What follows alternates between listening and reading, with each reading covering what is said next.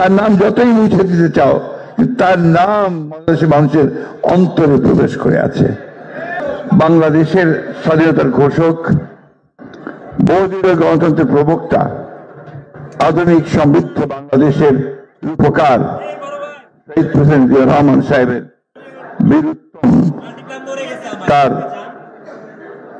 89তম জন্মদিন উপলক্ষে আয়োজিত আজকের এই আলোচনা সভার উপস্থিত সম্মানিত প্রধান অতিথি, যিনি আমাদের এই দীর্ঘ চলমান আন্দোলনে আমাদের গণতন্ত্রকে উদ্ধারের জন্য, আমাদের অধিকারগুলোকে পুনরুদ্ধারের জন্য যিনি আমাদেরকে নেতৃত্ব দিচ্ছেন, যার দিকে তাকিয়ে আছে বাংলাদেশের সকল মানুষ, যে তার নেতৃত্বে বাংলাদেশের সংকটগুলো দূর হবে এবং সমস্যার সমাধান হবে। আমাদের সেই নেতা, আমাদের ভারপ্রাপ্ত চেয়ারম্যান তারেক রহমান, জাতীয় স্থায়ী কমিটির সম্মানিত সদস্যবৃন্দ এবং আলোচনায় উপস্থিত প্রিয় ভাই ও বোনেরা, আসসালামু আলাইকুম। আমার বক্তব্য অত্যন্ত সংক্ষিপ্ত, কারণ এরপরেই বক্তব্য রাখবেন আমাদের চেয়ারম্যান, ভারপ্রাপ্ত চেয়ারম্যান। যে নামটাকে তারা ভুলিয়ে দিতে চেয়েছিল আওয়ামী লীগ, শহীদ প্রেসিডেন্ট জিয়াউর রহমান নাম তারা মুছে দিতে চেয়েছিল ইতিহাস থেকে, বাংলাদেশ ইতিহাস থেকে।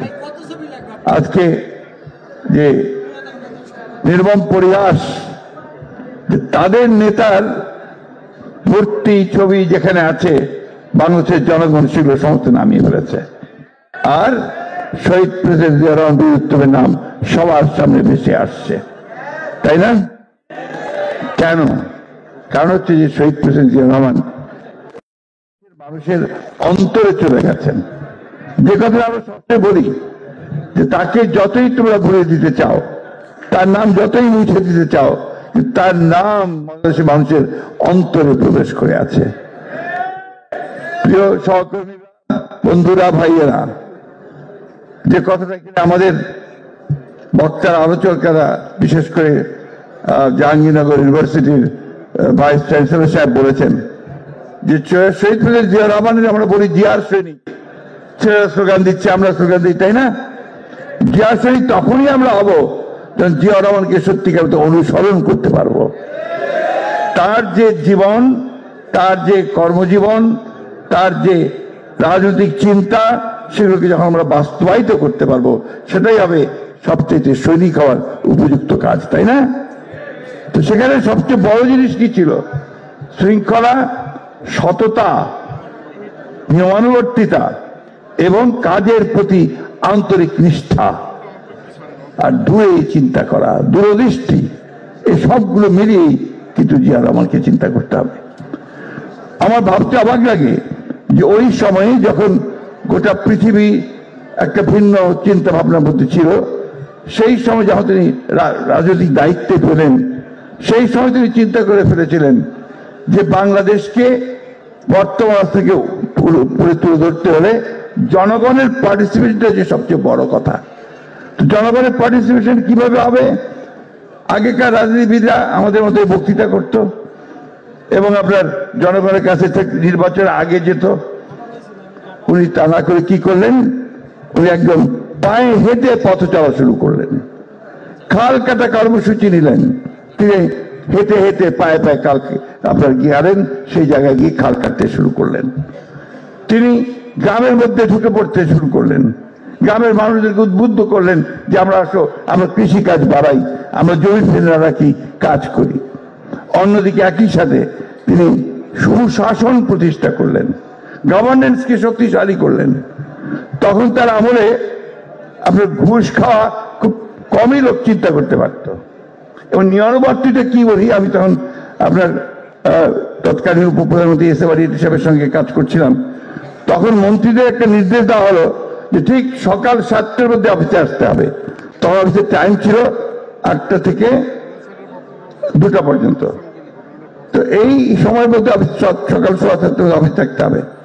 এটা দেখার জন্য তিনি নিজে সেক্রেটারিয়েটের গেটে এসে দাঁড়িয়ে থাকতেন, দেখছেন যে কে কখন আসছে, কে কখন যাচ্ছে না।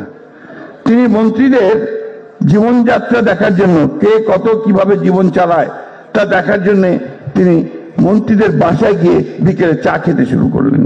প্রত্যেক মন্ত্রীর বাসায় গিয়ে গিয়ে তিনি দেখতেন।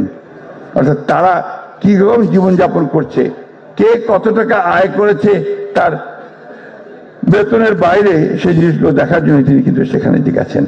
এই জিনিসগুলো কিন্তু আমাদেরকে মনে রাখতে হবে।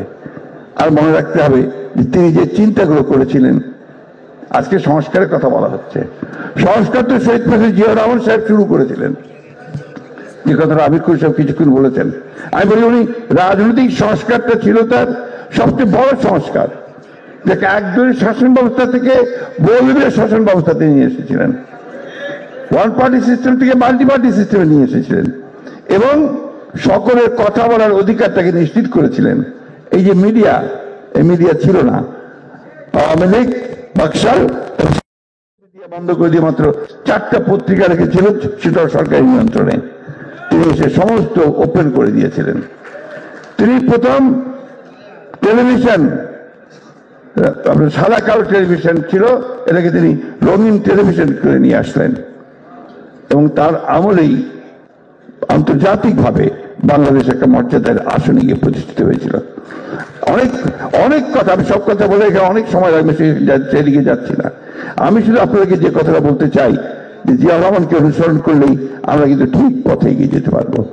আমাদের সৌভাগ্যের কথা যে আজকে আমাদের ভারপ্রাপ্ত চেয়ারম্যান, আমাদের তরুণ নেতা, যিনি উত্তরাধিকার সূত্রে প্রাপ্ত নন, তিনিও আজকে এই লম্বা লড়াইয়ে তিনি নির্যাতিত, নিপীড়িত এবং তিনি রাজনীতির সঙ্গে বহু আগে থেকে জড়িত হয়েছেন।